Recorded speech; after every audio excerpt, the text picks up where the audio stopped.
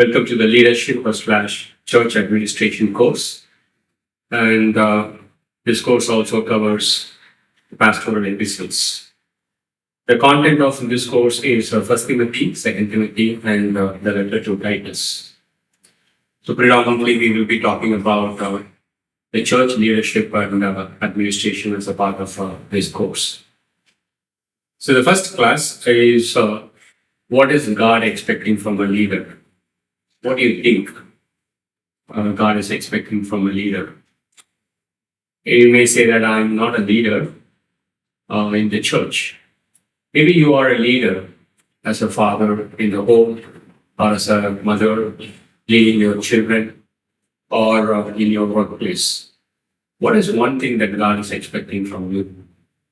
And let's read Jeremiah chapter 45, which has only 5 verses. So in this chapter, there are 2 men. One is Jeremiah, and another one is Baruch. Baruch is the secretary of Jeremiah, and he is part of the leadership for the nation of Israel, and works with Jeremiah as secretary, as the one who takes notes according to the dictation of Jeremiah. So this chapter is especially dedicated to Baruch. Let me read these verses. This is the message which Jeremiah the prophet spoke to Baruch. What is the message that Jeremiah is giving? And as he is speaking to Baruch, Baruch is taking dictation in verse 1. So God is speaking to Baruch in verse 2. Thus says the Lord God of Israel to you, O Baruch. You said, woe is me, for the Lord has added sorrow to my pain, and I am weary with my groaning, and I have found no rest. And God is speaking to Baruch. Baruch said in his heart, woe is me, God has added sorrow to my pain, and I am weary, and my groaning is too much, and I have no rest. Why is he saying this? Let me read verse 4. Thus you ought to say to him, thus says the Lord, behold, what I have built I am about to tear down, what I have planted I am about to uproot, that is the whole land. In verse 5, are you seeking great things for yourself? Do not seek them. For behold, I am going to bring disaster on all the flesh, declares the Lord. But I will give your life to you as a booty in all the places where you may go. Baruch, as a leader, sought great things for himself. As a church pastor, I could look for great things for me. Maybe more number of people in my church, maybe success based on what I consider to be success. And these are small little things which are actually great things which I seek for myself.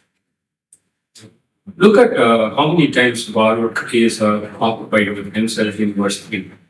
Woe is me. Number 1. God has added sorrow to my pain. I am weary, my groaning, and I have no rest.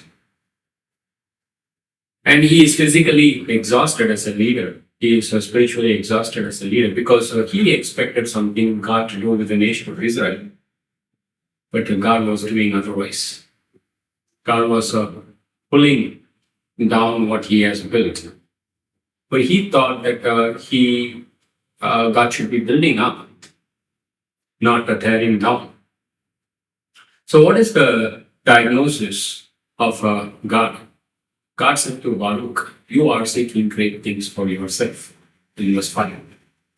So when you seek great things for yourself as a leader, it is possible that you could get disappointed, like Elijah. And he was seeking a good number of followers after he called the fire from heaven. And that did not work out. And he was so disappointed, and he was he was depressed. And when he heard the news from Jezebel, he was running away from his leadership position.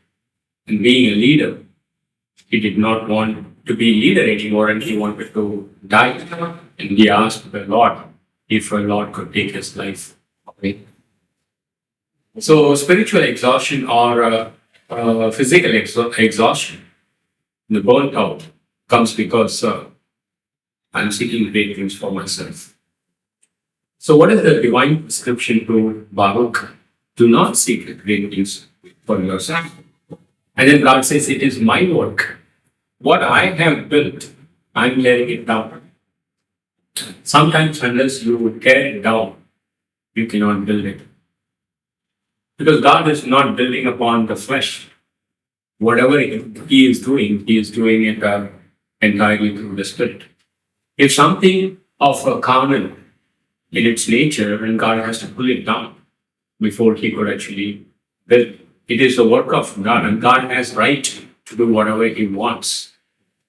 And He doesn't do it according to the whims and fancies of me as a leader. And then God is saying, I'll give you a promise, Baruch. I will give your life as a booty in all the places wherever you may go. God is saying, your life is given to you as a price. The word booty means someone who is saved of a tragic war or in a car accident when the car was totally smashed, but nothing has happened to you. Then I could say that I have received my life in that accident as a booty from God. That is what God is saying. I will spare your life and I will take care of you. In fact, in Jeremiah chapter 36, verse 26, the king wanted Baruch and Jeremiah to be dead, but it is God who protected.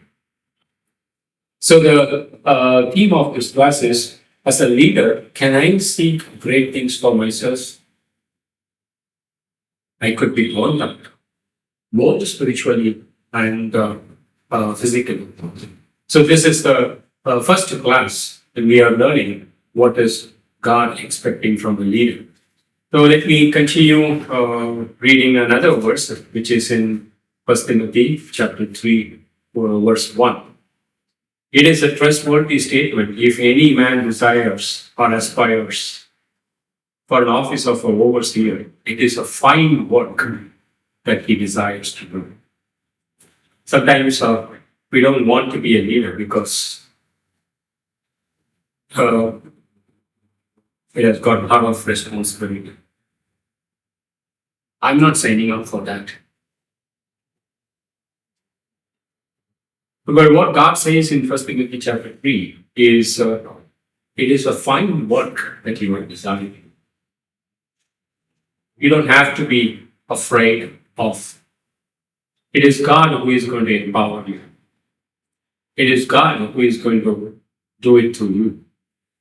And we can rely on God and get the job done.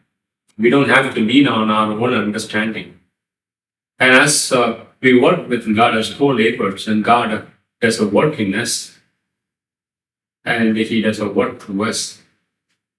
And it is never work through us, but not work in us. But it is a work in us, and it is a work through us. So that's about the first portion of the class.